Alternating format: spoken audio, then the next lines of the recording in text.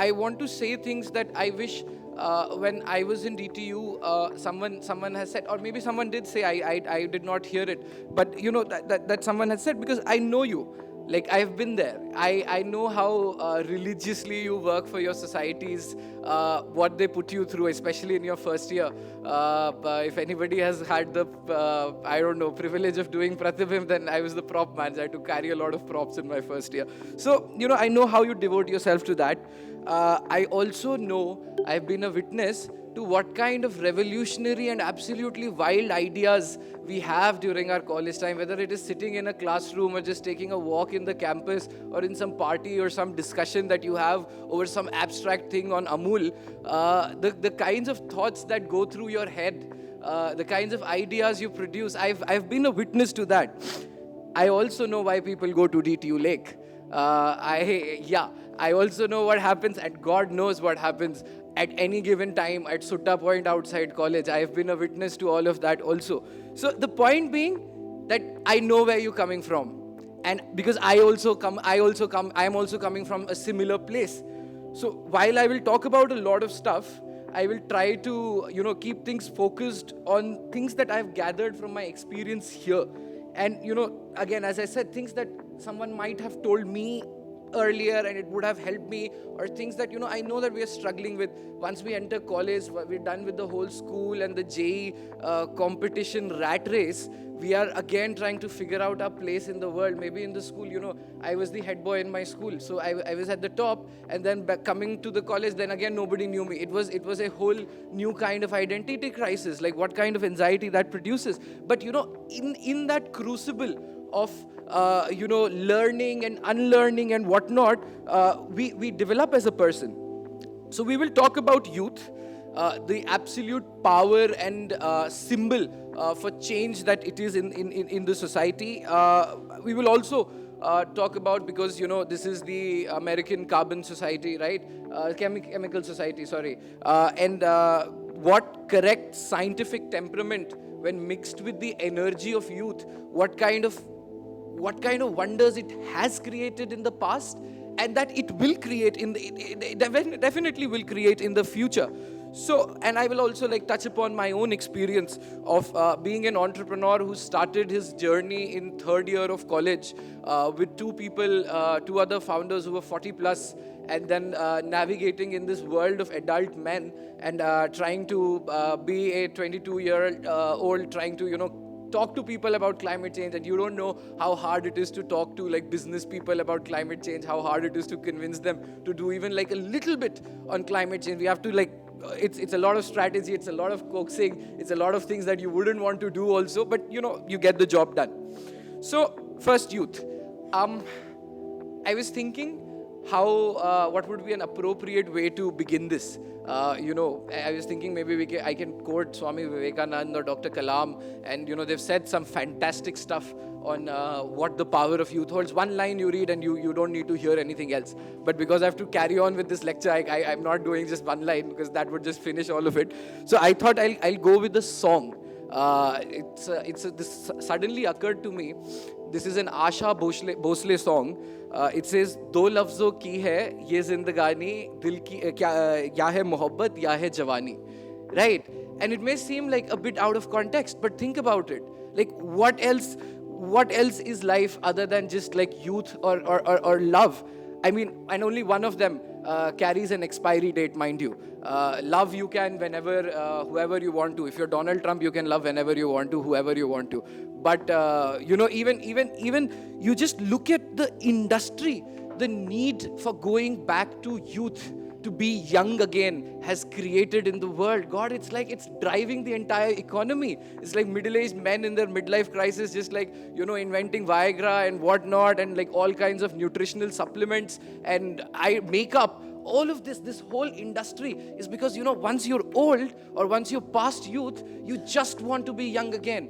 When you're young, you're ignorant. You don't know what energy your body holds. You take it for granted. You think oh no, okay, you know what, I'm going to feel healthy for all of my life. Let me just do like all-nighters with my friends like every other night. I mean, I'm not saying you don't do that. I've also done that. But you know where the line needs to be drawn for yourself. That's a subjective thing, but you know where the line needs to be drawn. But you think you're invincible. You take it for granted. But like, just look at it. Just it's pathetic. It's inspiring at the same time that so many people just trying to be young again. So many surgeries. Oh my God, the plastic surgeries, the all kinds of rejuvenations that people go through, but none of it. The fun fact is that none of it is gonna supplement what is coursing through your veins right now.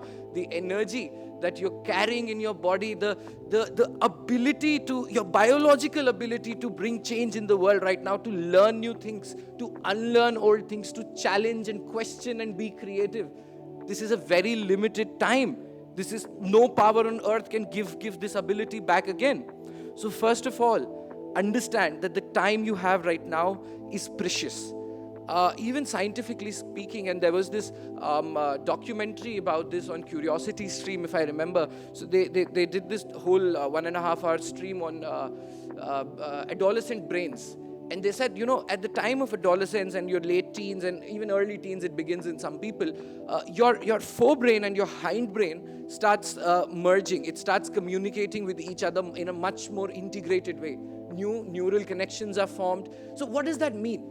That means that the most evolved part of your brain, which is your forebrain, the one that, evolution has given us in the most late. If you see the evolution of human brain, we had the hindbrain first. For a very long time, humans were very primitive. And slowly, our brain developed into this complex organism that has a life of its own. So this forebrain, it starts dominating this primitive side. So this logical, evolved part of our brain starts dominating or controlling the more primitive part of our brain.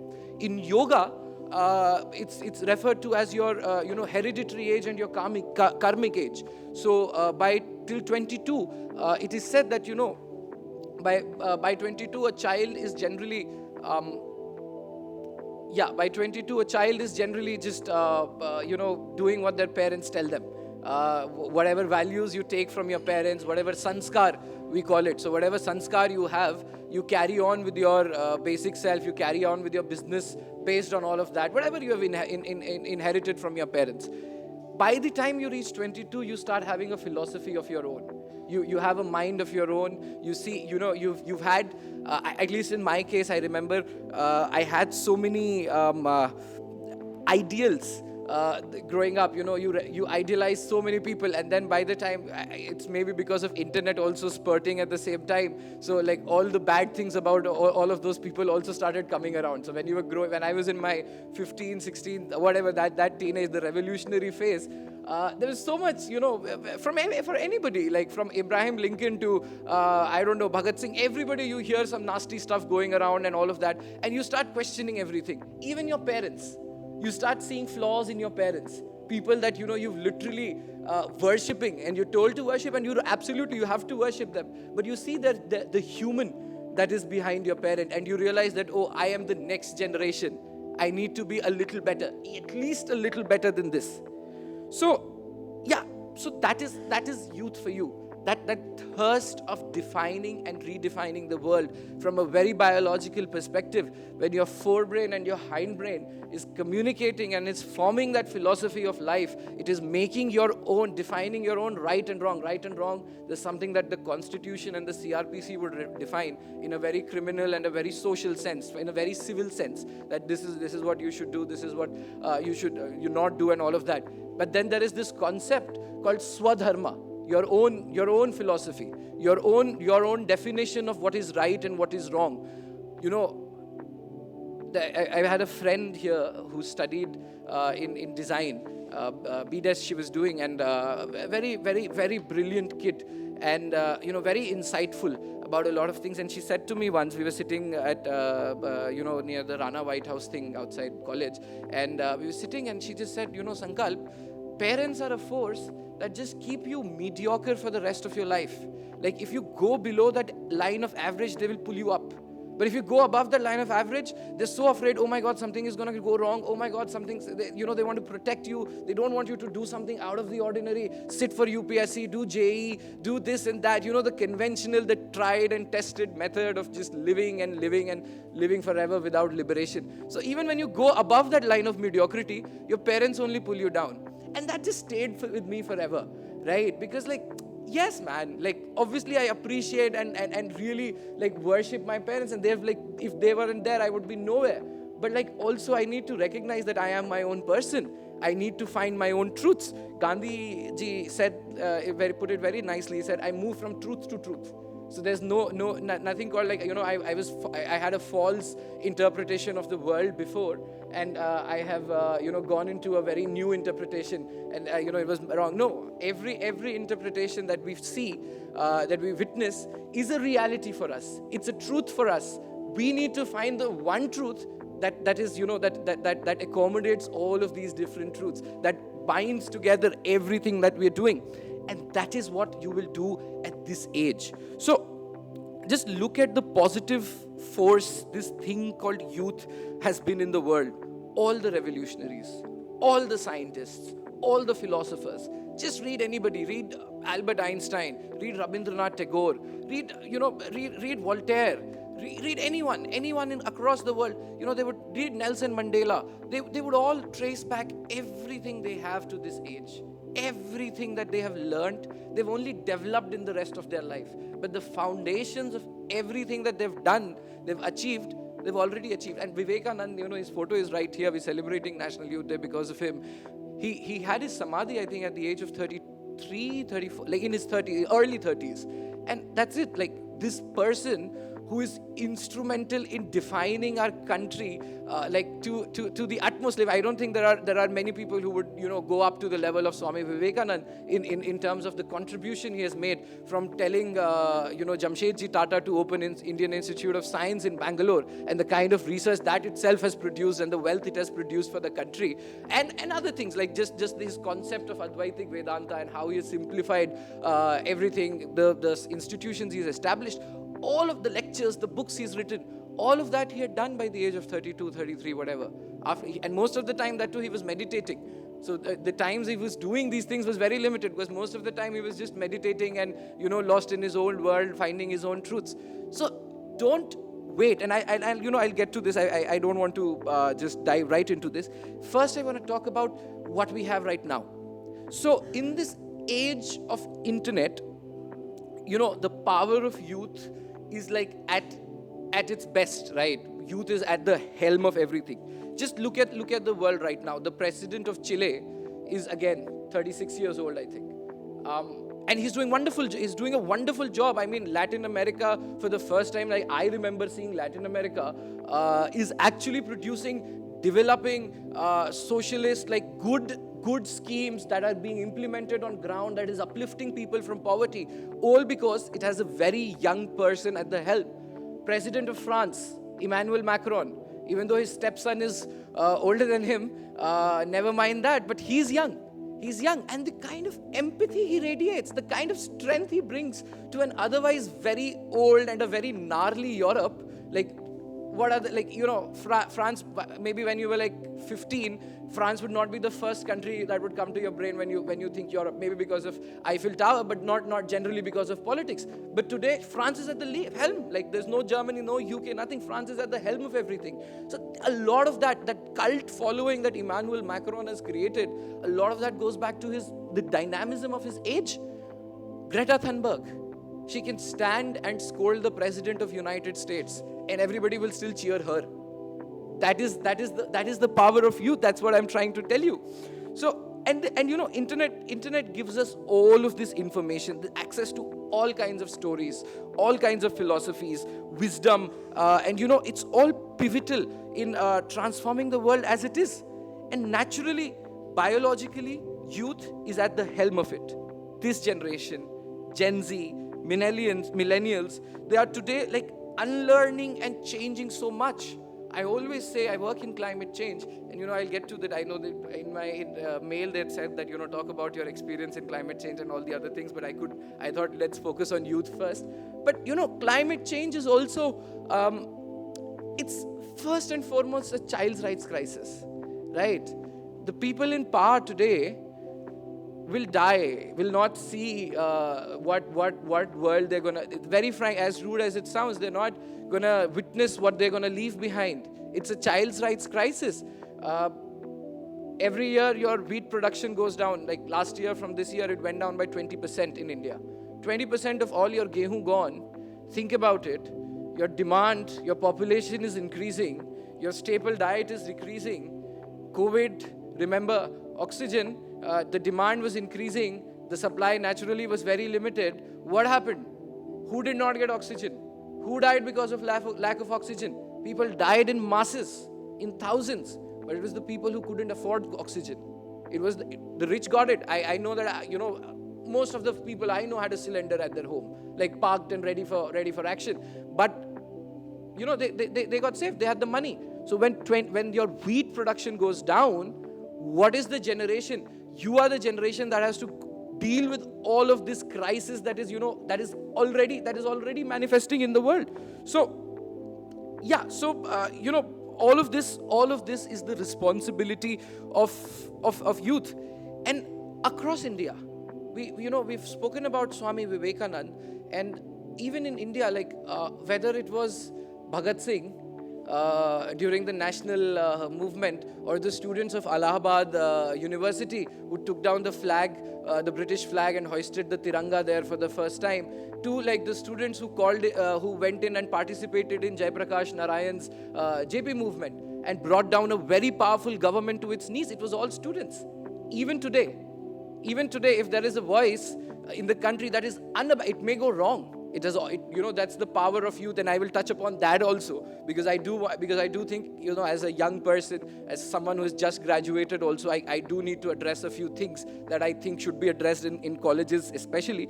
But, keeping that aside for a while, the change that, students even today are creating, the energy that they have, the idealism they have, that is what is driving the world.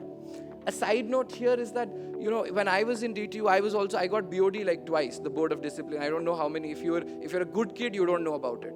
If you're a decent kid who like focuses on studies, you will never hear about it. But I, on the other hand, got like 2 BODs. Both of them, I protested for what I think was a very worthy cause. Obviously, the way I did it went wrong, and as growing up, you realize that, this was all like, childish, a little childish, and a little that sort of age.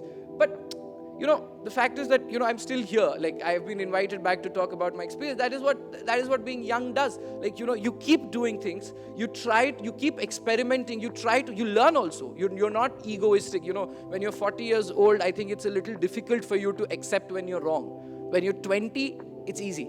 You can just say that, I'm a student. Like in the 4 ashramas that, the Hindu or the Vedic system divides life as, the first of them is brahmacharya, which is the student life. So as long as your brahmacharya lasts, as long as you're a student, you're always allowed to make mistakes. You're always allowed to learn again.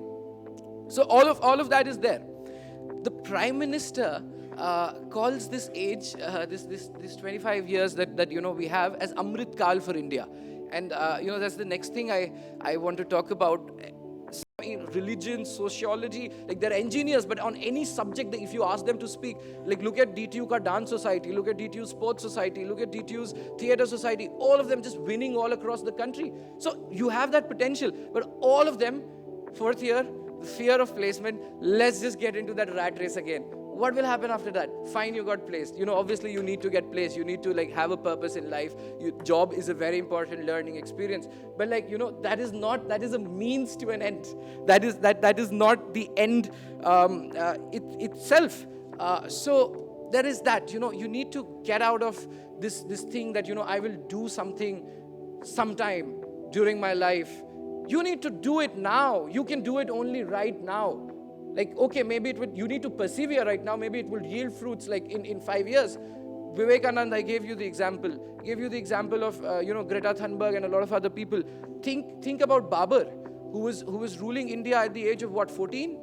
He had help, but he was ruling India at a very young age. Think about sportsmen. Think about sportsmen who are experienced, and think about what if like Kohli keeps waiting, wait, let me just like clear out like a couple of more matches, and then I'll try for a century, and then I'll, go for something else, and then, maybe wait, I'll do my play my first few matches like this in a particular way. Let me just, do the right things, what I've been told. Let me explore my batting later. Then Kohli would be old and retired. Nobody would take him in the team. Right now is the time, when you'll go do the job, and coming again, I said we're coming to the end. We're just coming to the end. When you go for a job, what will your boss do? So a lot of my friends are now in PwC and McKinsey and whatnot, and they keep telling. I love these stories because then it makes me feel proud that I did a startup and did not sit for placements. So I listen to their stories, and they say that I did so much so and so. I did this. I gave the idea. I did this and that, and then my boss just came and took all the credit for it. It's a very common story. You must have heard your parents complain about it.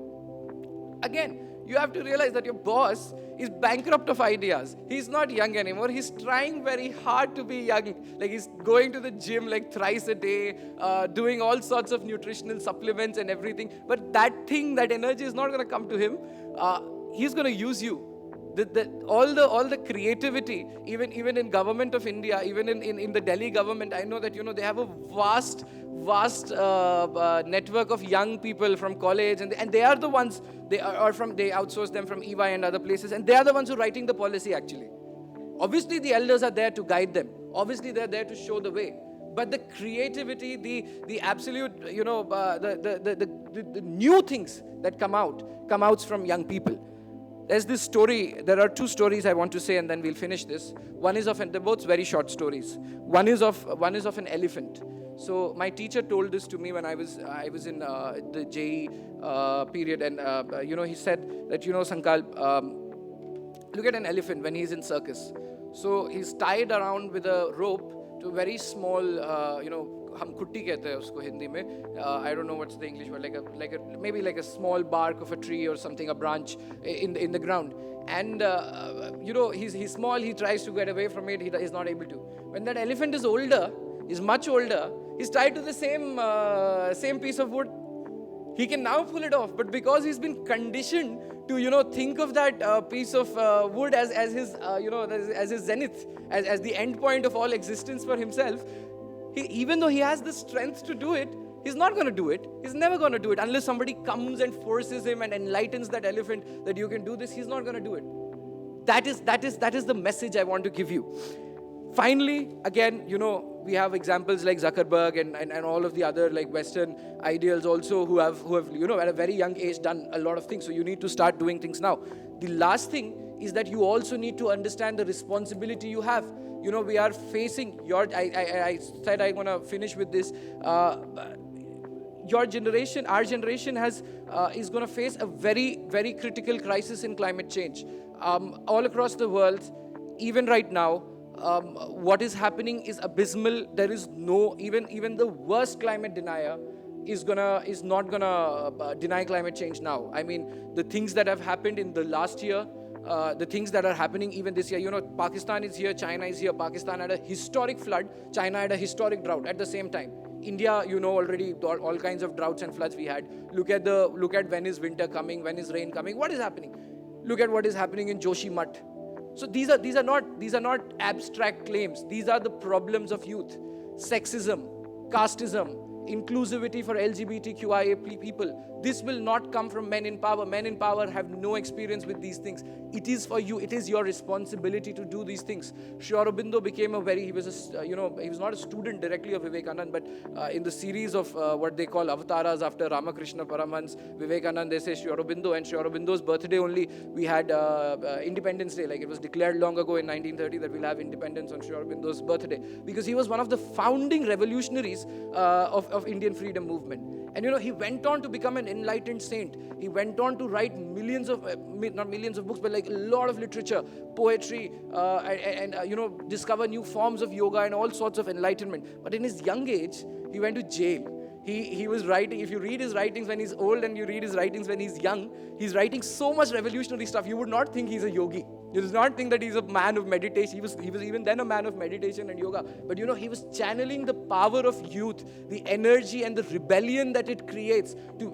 Bengal had the split in 1905. That's when he started writing. He had a magazine called Bande Matram. And the things he wrote, I was just reading in the morning, picking up from the concepts of Bankim Chandra Chattopadhyay and all of these people, and just inciting. Even Subhash Chandra Bose later on goes and say, if it weren't for Aurobindo, I wouldn't be here. Tagore says, I introduced yoga to Aurobindo, now he's my teacher. So the things that, the way he channeled youth, he planted the seed of revolution, and that was carried on by young people all across. So youth, science needs to be a religion. You need to question everything. You're the only generation that has been taught to, question everything on a scientific scale. You have the access to internet. Learn, unlearn, know that your parents also come from certain biases. You represent change in the world. You are supposed to change it. So I began with a song, I'll end it with a song. I don't agree to the other parts of this song. It's by Snoop Dogg. But there's this line he says, again, not endorsing anything else in the song, but he says, you're young, wild, and free. Right? So that's what you need to embrace. That youngness, that wildness, that freedom. You need to embrace that, and it's the National Youth Day. You have the opportunity. You gave me the opportunity to speak to you. I'm very happy to do that. Hope that, I leave you with this one thought, that this is the time when you can do stuff. This is the only time when you can do stuff. So you better start doing stuff, right? Thank you.